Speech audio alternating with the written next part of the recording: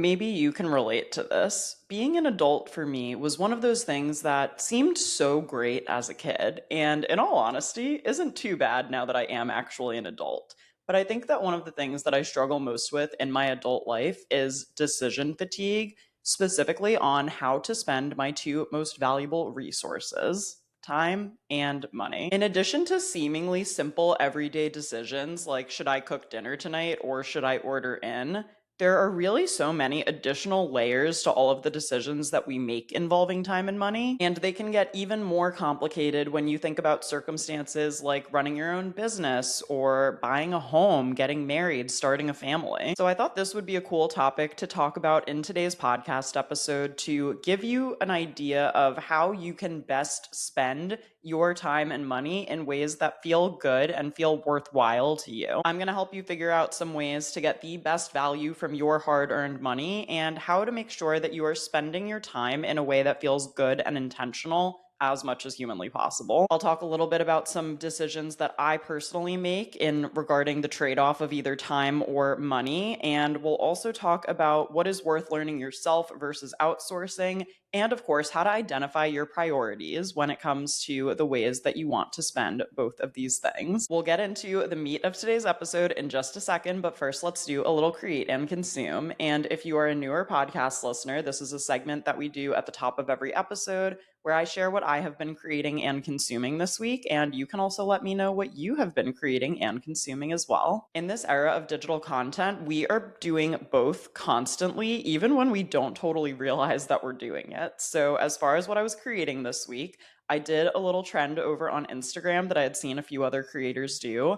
It's called the younger self trend, and I'm going to link my post in the show notes in case you want to go check it out. And it's basically the most adorable trend ever, where you basically put like an adult complaint on a split screen carousel at the top, and you put a picture of yourself in the present day, and then underneath you put a picture of your younger self, kind of counteracting what you said as an adult or being in awe of what your adult problems are, because it seems like such a great thing to your younger self. So one example was like my present day self said, "Oh my gosh, I am so tired. I have been working so late the last few days." And then my younger self is like, "Wait, we get paid to create?" So it's basically like a reframing of the fact that we, our younger selves, would be so proud of our current day selves. And sometimes you just need that little perspective shift or reminder to realize that the things in our everyday life that may seem tiring or a little cumbersome at times are actually things that our younger selves would have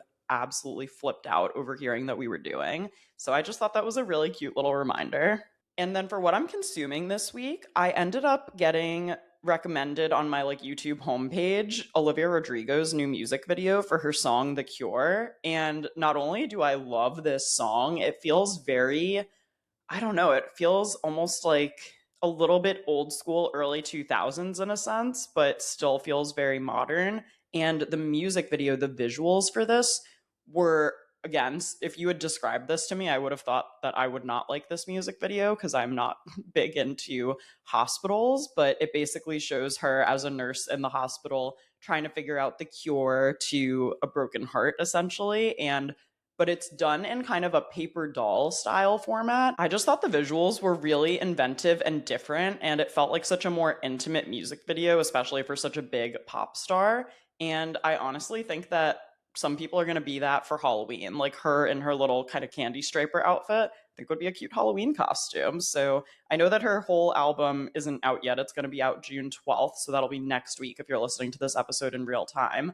But I am really excited for this. And I think that the aesthetics, especially her cover of the album, which if you haven't seen is her kind of upside down on a swing, I love everything that's happening right now. With that said, let's get into the topic of today's episode. And I just want to start out by saying that I love, productivity and optimization as much as the next girl, especially, if any of you out there are also Virgos or kind of type A, as I tend to be. Sometimes I feel like my time is best spent when I am the most optimized version of myself, where I get a lot of things done, I check off a lot of boxes. But I also want to acknowledge, especially when we talk about how we spend our time, that intentional rest is really good too. Intentional time where you can set aside to turn your brain off or to indulge in your hobbies or to spend time with your friends, all of those are still time well spent.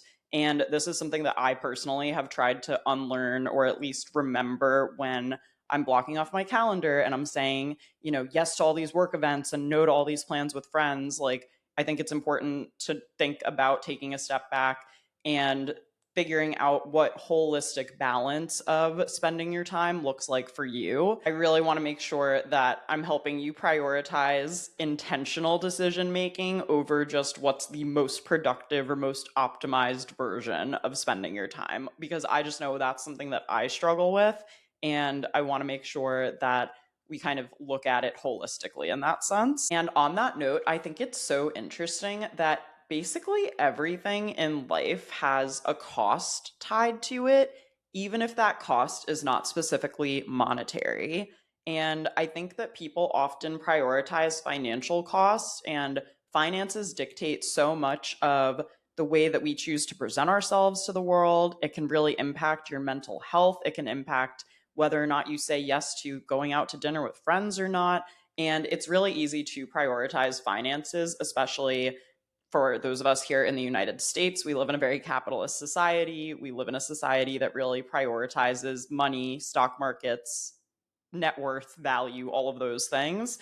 And prioritizing financial cost is important, but I think that when you're making a decision, you also want to factor in the cost of time, the cost of your energy that could be associated with the decision, the cost of stress or longevity. All of these things also should factor into your decision making when you're trying to figure out if something is a good use of your time or if something is a good use of your money. Because when you think about it, a seemingly cheap option can become more expensive over time if it drains your sanity or if it ends up being, kind of a quick fix that wasn't a real long-term solution. And I'm making this up, but just one example of that could maybe be that you noticed a leak in your bathroom and you, with no experience, tried to fix it yourself by just like putting putty over the pipe. When in reality, if you had just hired a plumber to come in and fix it properly the first time, you wouldn't constantly have to readjust it or wake up in the middle of the night wondering if it's still broken or all of the things that could come along with that. And I do think that both sides of this exist, right? Like sometimes paying for convenience can buy you back time or your creative energy.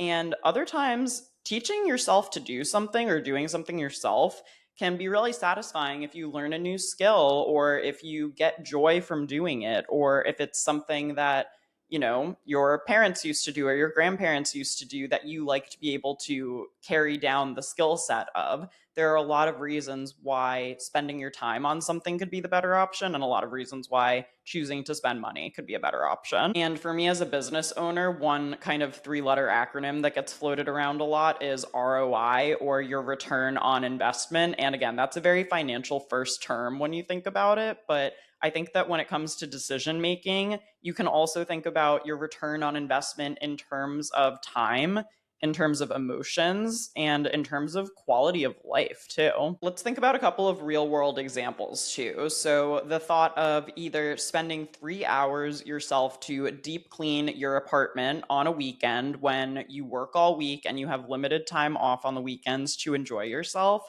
or to outsource and have someone deep clean the apartment once a month for you. When you think about the relative cost of, especially if you have someone coming just once a month and you think about that that's usually the time you set aside to clean the apartment, the question then becomes, what would you do if you had 3 extra hours in your weekend, and how much would that time be worth to you? Or here's another example. Think about people who don't necessarily want to have to pay tolls, like drive on toll roads when they go places. But what would it mean to you to go an hour out of your way to save like maybe less than $10 at the end of the day? Obviously, for convenience sake and to save an hour, you would probably rather drive a more direct route on a toll road than go all that way out of your way just to avoid a little bit of extra cost. Because at that point, that money is probably going to end up needing to go towards the gas that you use to drive an hour out of your way anyway. So, thinking about those trade offs is a good thing to do. Another example for any of my fellow business owners out there could be the cost of trying to DIY a part of your business that you're not familiar with, and potentially have to even pay more later to fix your initial mistake because you weren't able to set things up properly because you didn't necessarily understand what was required of you. And I specifically think about this a lot when it comes to the legal side of my business and the accounting slash tax reporting side of my business. Even though I'm able to very clearly track my own income and expenses, I still use an accountant when I file my taxes to make sure that everything's in order. Also, that I'm not missing any chances for deductions, like stuff that I don't necessarily know to look for, but that a trained professional does know to look for. And basically, just to make sure that everything's in order because my taxes are not as simple as submitting a W 2 form. I often have a lot of different payments from a lot of different people. And to have a second set of trained eyes look over that is ultimately going to save me money in the long run, even if I have to pay for the accountant's services. Same thing with the legal side of my business. The only thing that I really trusted myself to do was to set up my LLC because that was extremely simple. But when it came to filing trademarks for my business, I wanted to make sure that I used a lawyer for that process, and I did. If any content creators listening need a lawyer, I will link Veronica's Instagram in the show notes, and she has helped me secure all 3 trademarks that I have for my business, which include the podcast name, my blog name, and also the name of my digital course. The process of securing those trademarks not only required an initial filing, which maybe I could have handled, but if a judge requests additional supplementary specimens to prove that you've been using that trademark, I personally feel like the best person to look over that and review things and ask me to provide documents is a lawyer who knows what she's looking for. So now you've heard a couple of real world examples where I think it kind of proves that it usually is more worth it to pay money versus spend time. But this may be a little bit different for you depending on what your actual priorities are. So, how do you figure out what your priorities are when it comes to the way that you spend your money and how you spend your time? I read a book a couple of years ago called Financial Feminist, which, if you are brand new to the world of personal finance and if you identify as a woman, I actually do really recommend purchasing it. It's by Tori Dunlap, who has the Instagram account Her First 100K. I will link both Tori's Instagram and the book in the show notes. And one exercise, like the book has sections that you can fill in as you're reading. And one of the sections that I found really helpful was to figure out what your own personal finance priorities are. So she gave a whole kind of broad list of categories. And I think that her lead in to even how she developed this list in the first place was that there has been a lot of discourse, especially in the last like 10 years, about, oh, millennials spend so much money out on iced coffee or matcha. Like, if only they weren't doing that, they could afford a house or they could afford to buy their home or pay off their loans or whatever it is. And I think that that is a very misguided statement for a couple of reasons. Just number one being, again, that everyone has different priorities. If your priority is to go out and get an iced coffee in the morning because it gets you out of your house, it gets you some vitamin D first thing in the morning, you get to say hi and engage with your community, whether you know the local barista or if you run into a neighbor while you're out. All of those things do not necessarily have a financial value to them, except obviously the cost of like a $6 latte, but they can be really beneficial for your mental health, how you choose to start your day, how you set the tone for the rest of what's ahead of you. And those are the things that, again, if you just followed this very stringent set of, okay, make sure you don't spend any money or do anything fun, you could be rich and miserable at the end of it. So a couple of priorities that Tori talked about in the book, which again, if you want to, start learning about debt and investing and just how to build wealth as a woman, I really do recommend. Things like fashion, aesthetics, experiences, maybe those are most important to you. Or maybe you value travel, maybe you value free time, and you value wellness. Because think about that. If you value travel and free time, you might be willing to make less money than someone who works a corporate 9 to 5 if it means that you're in control of your own schedule and you can kind of come and go places as you please as long as you feel like you have enough money to live off of.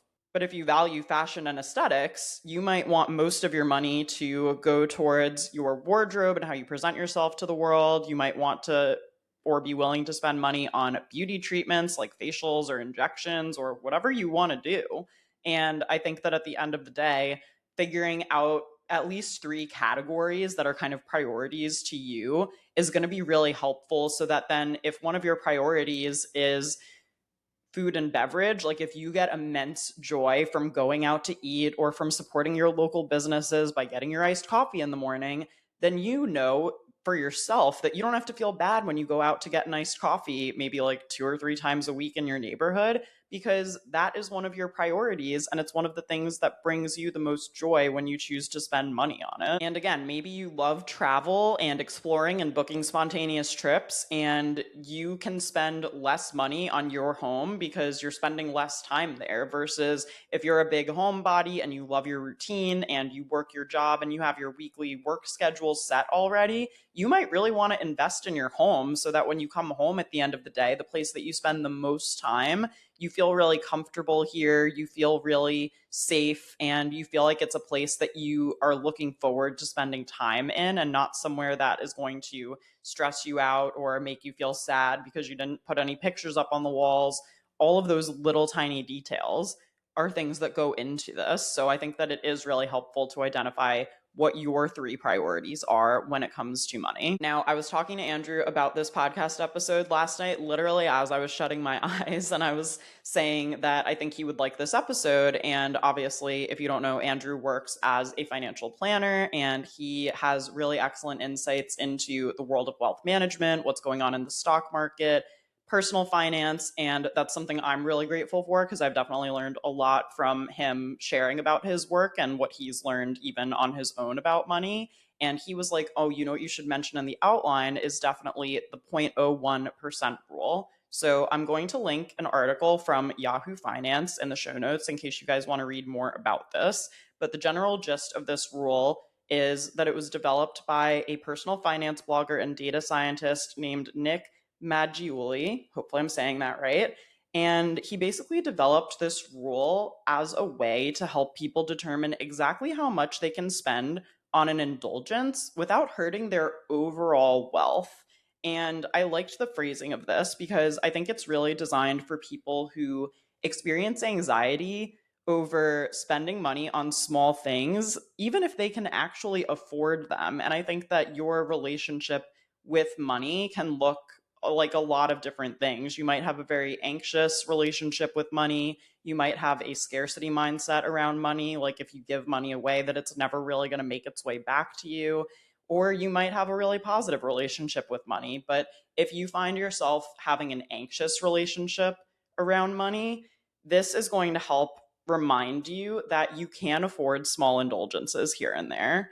And so the example that they gave in the article was if your net worth is $500,000, say, 0.01% of that is $50, meaning you can afford to spend $50 on small indulgences.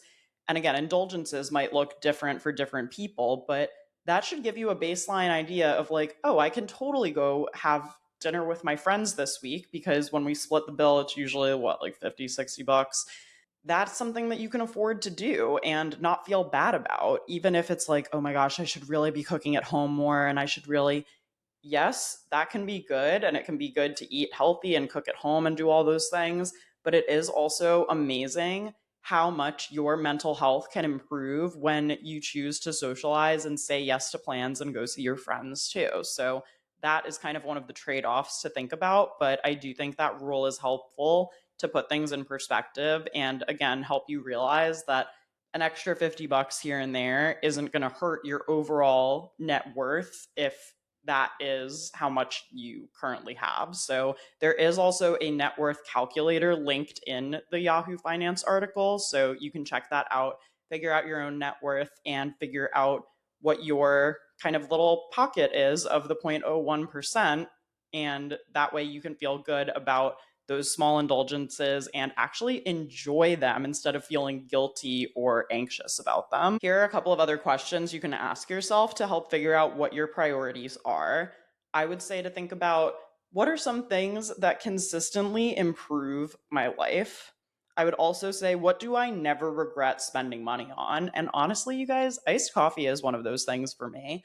I pretty much, when I'm home, just drink black coffee. Like, we have our Keurig and we have our big coffee maker. So whenever I go out and get an iced latte, especially from one of my favorite local cafes here in Hoboken, it just always hits so good because it is kind of like a little treat for me throughout the week. And I never regret spending money on it because, for all the reasons I said earlier, the examples that I was giving about the person who likes to start their day with a walk and frequent local businesses and say hi to shop owners, surprise, that's me. That example was me. Or again, not to give satisfaction to the person who was like, why are millennials spending so much on coffee when they could be buying homes? But I did scale back on that a little while we were saving for a home because I figured anything else that we could save and contribute towards this place that's now ours would be worth it at the time. But that didn't mean I got zero iced coffees at the time we were saving for our home. It just means that I continued to kind of think intentionally about how much will my happiness increase from this decision in right now in this moment in the short term versus what are some of my long-term goals for myself. And I think that is a helpful way to think about it. You could also ask yourself, what drains me every single time that I do it that could potentially be outsourced or that I could potentially spend money to change the circumstances of? And also, what do I care enough about to spend extra on? I think that that can look like a lot of different things, but one example could even be donating money or contributing money towards a cause that you care about.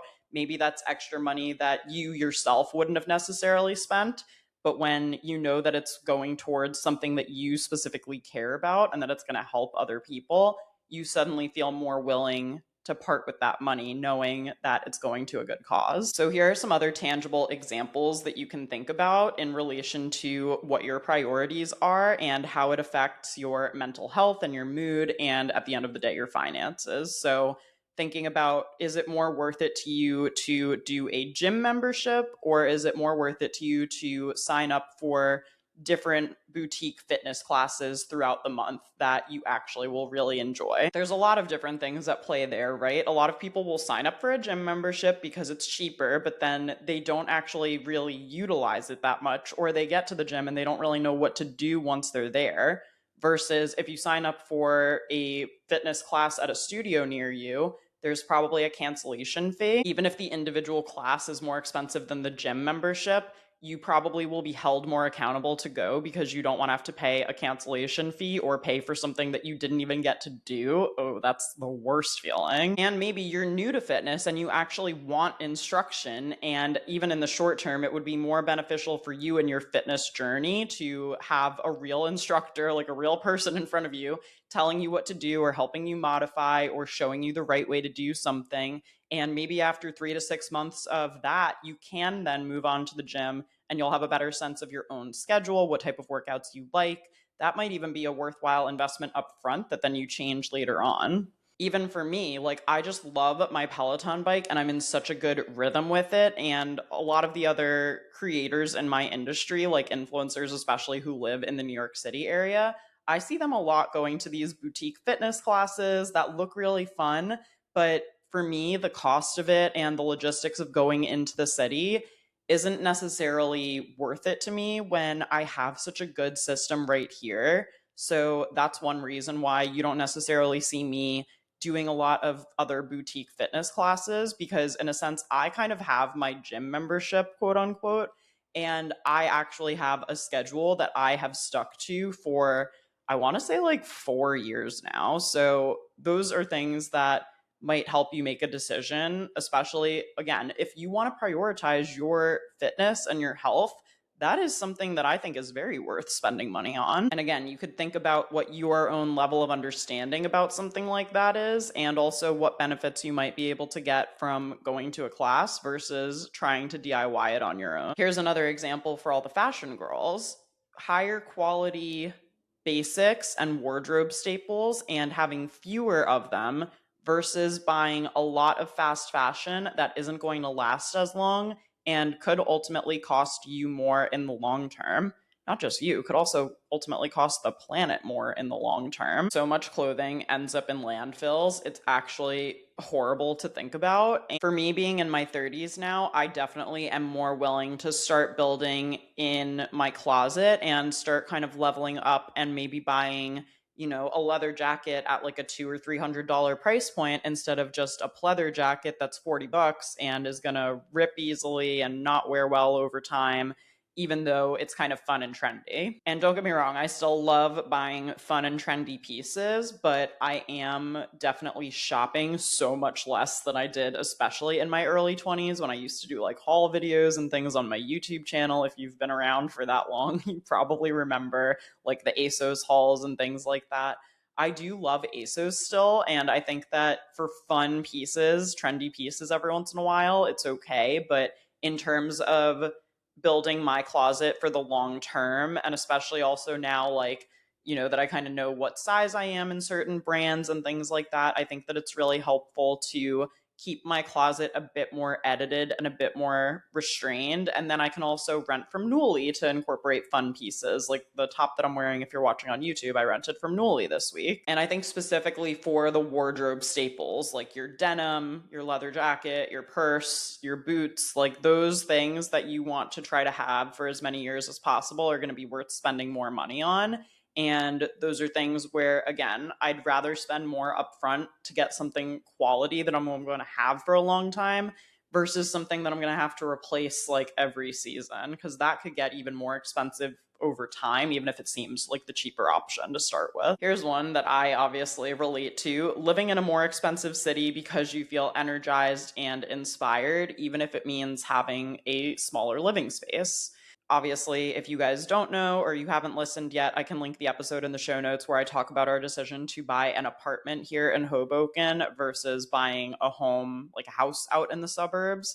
And I can also do a more in depth episode if that's of interest to you guys, to talk a little bit more about city living and why we made this decision and what I love the most about city living. I think I have a lot to say on the subject. So if you have any specific questions about that, please feel free to reach out or leave a comment wherever you're listening or watching. We talked a little bit about this already, but maybe you prefer experiences and travel over material things, so you're more willing to have like a smaller home or fewer things at your home in favor of actually going out and having the experiences that you're interested in. And then the last one that I wrote down is so silly, but it is actually a decision that runs through my mind quite often, especially throughout the work week, which is, can I take public transit home or should I call an Uber?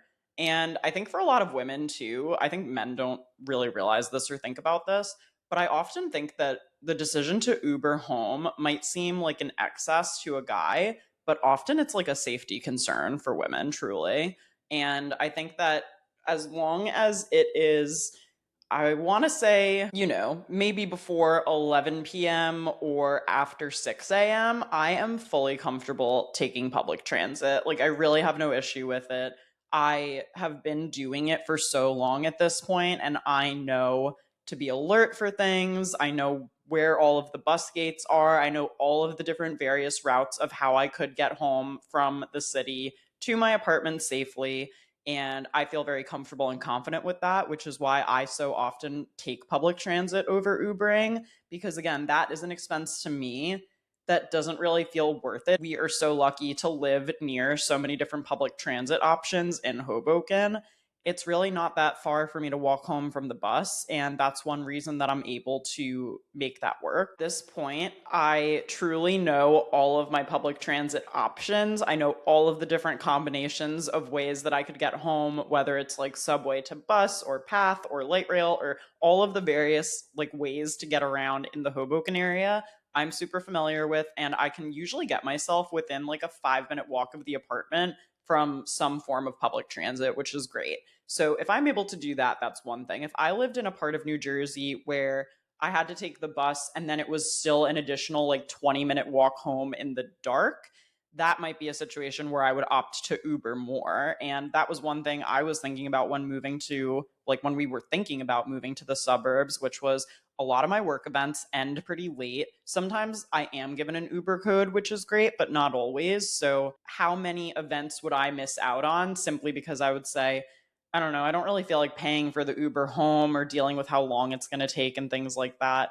So, again, that might be a way that I'm saving money, but then I'm missing out on work opportunities, networking opportunities, and also chances to just go out and have experiences that I like having in the city for the job that I worked so hard to build for myself. But with that being said, I am usually able to take public transit, I would say like 90% of the time. And if I'm not taking public transit, it's usually because I have an Uber code or a gift card of some kind. And that to me is one of my personal money anxieties where I just feel like Ubering usually for me is a waste of money. However, again, if it's like after 11 p.m., if it's been a really long day, if it's just the safer and more convenient option, I totally will choose to do that when I'm given the option. Another thing to think about is the can I versus should I mentality.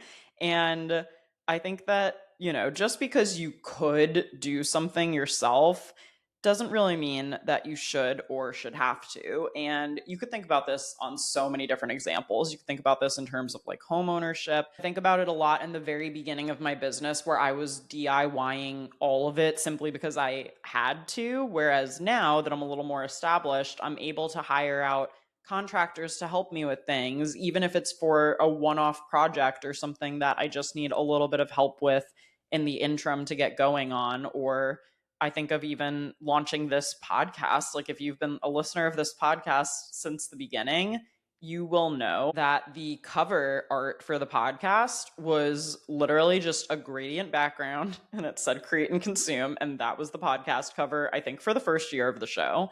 And it wasn't until I, got a little bit more into the podcast, I had done it for a year, where I said, okay, I've been keeping up with this for a year. I really see the value in it now, and I think it's worth investing in. Now I'm going to do an updated branding shoot, and I'm also going to make sure that I shoot a cover for the podcast.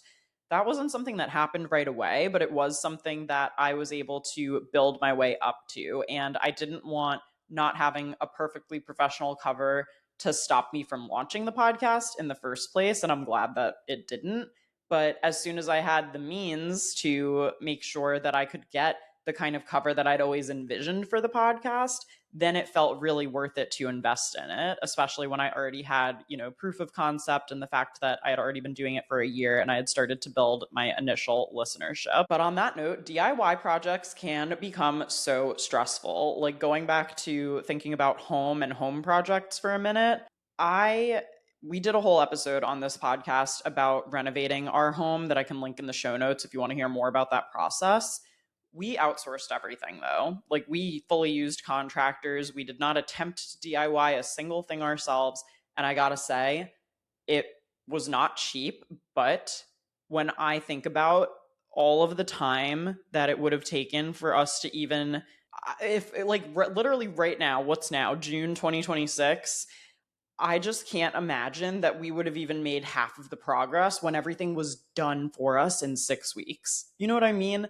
And it's one of those things where, yes, would I eventually like to learn how to DIY some things, or would I like to learn how to like lay tile or, I don't know, install things or fix things here and there? Yes, I think those would be helpful skills to have at some point, but just to pay for the convenience of and the expertise of a contractor who not only knew what they were doing, but also knew how to work in apartments in Hoboken. Like, I was just so confused even by demo. I was like, so when you demo everything, like, they took out the whole kitchen and the previous bathrooms and stuff. Like, how do you get all that stuff out of here? You mean to tell me that you somehow like are double parked on the side of the street and you're getting things down all the flights of how do you even like what is that process? And it sounds so complicated, and they did it literally in one day. Like, the very first day they came in, they demoed, we walked into this apartment, there was nothing in here. And do you want to know how long that would have taken me?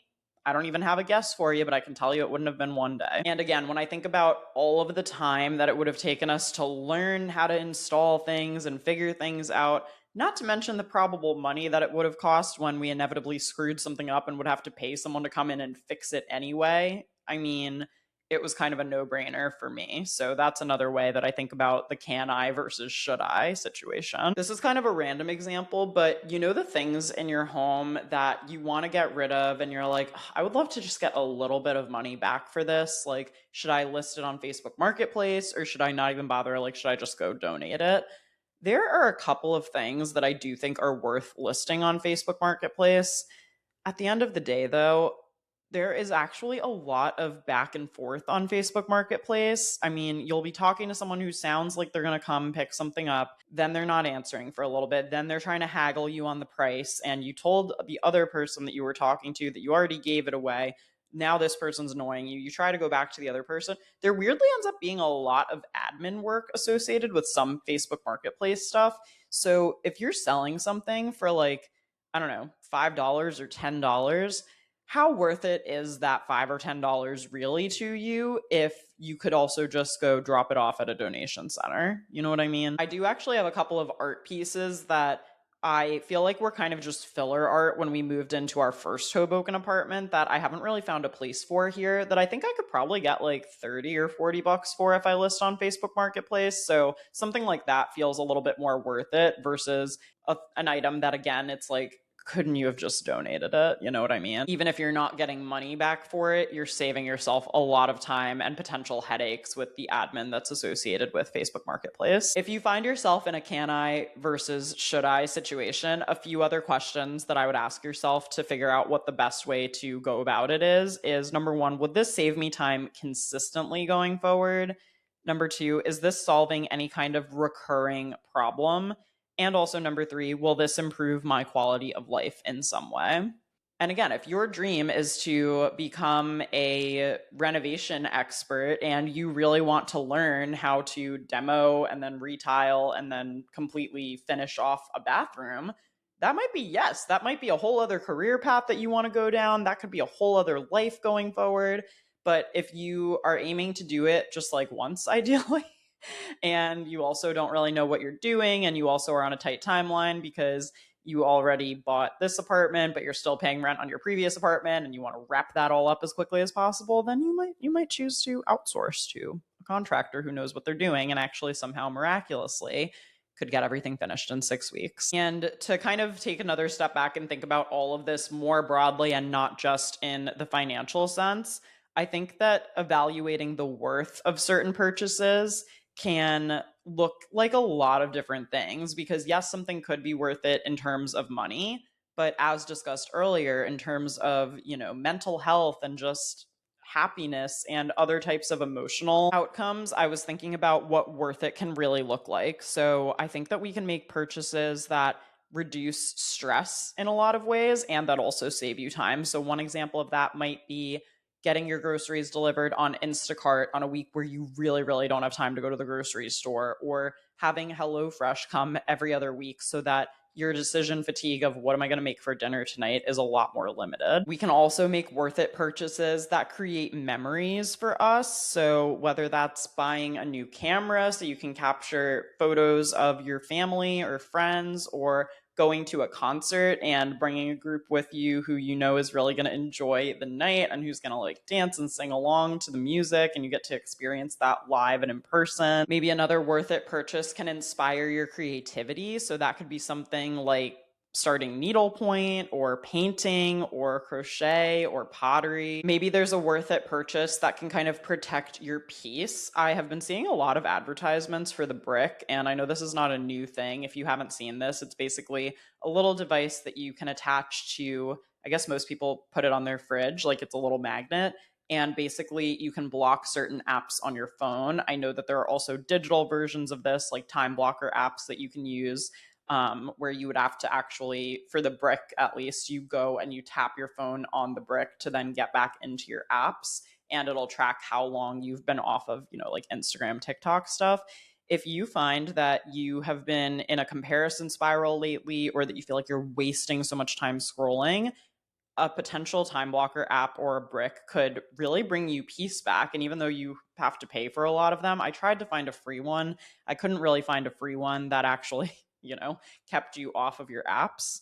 But That might be something that is totally worth it to you if it means that you have a better system for how you spend your time digitally. We can also make worth it purchases that improve our relationships. Think about things like therapy and being able to invest in yourself and your own mental health so that you can be the best version of yourself for the people that you love in your life, and they don't have to be your personal therapist. Like, you can pay someone else to kind of cover that for you. Or even thinking about a house cleaner, like maybe you and your partner get in constant arguments about the state of your home, and it would be so much more worth it for you guys to just hire a house cleaner. Like, maybe you're both just really busy, you work long hours, you get home late, things aren't getting cleaned. Instead of having that animosity towards each other, if you both kick in what, 50 or 60 bucks to like have a house cleaner come, that could save a relationship. I know that sounds a little bit like an overstatement, but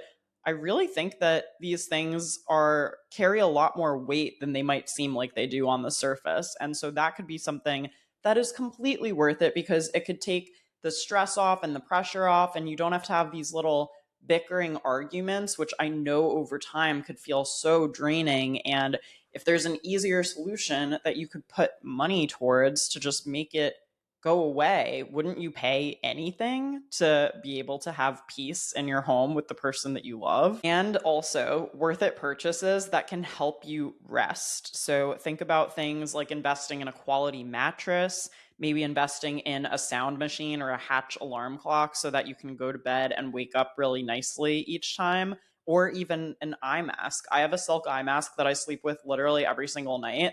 I was gifted this, but if something were to happen to it, I would spend my own money to replace it, because I genuinely feel like it helps me fall asleep, because it's a physical signal to me like, shut your eyes, this is the time to go to bed. And as someone who is a pretty early riser and also tends to wake up with the sun, if I find I need more sleep in the morning, having that as a blocker can really help me stay asleep for a little bit longer if I need to. And just a few other kind of prompts, thought starters, wrap up questions to leave you with.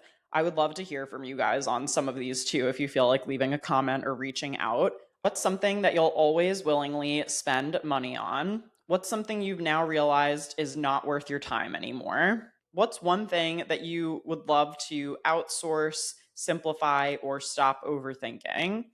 And what's something that you used to outsource that you've learned that you enjoy doing yourself?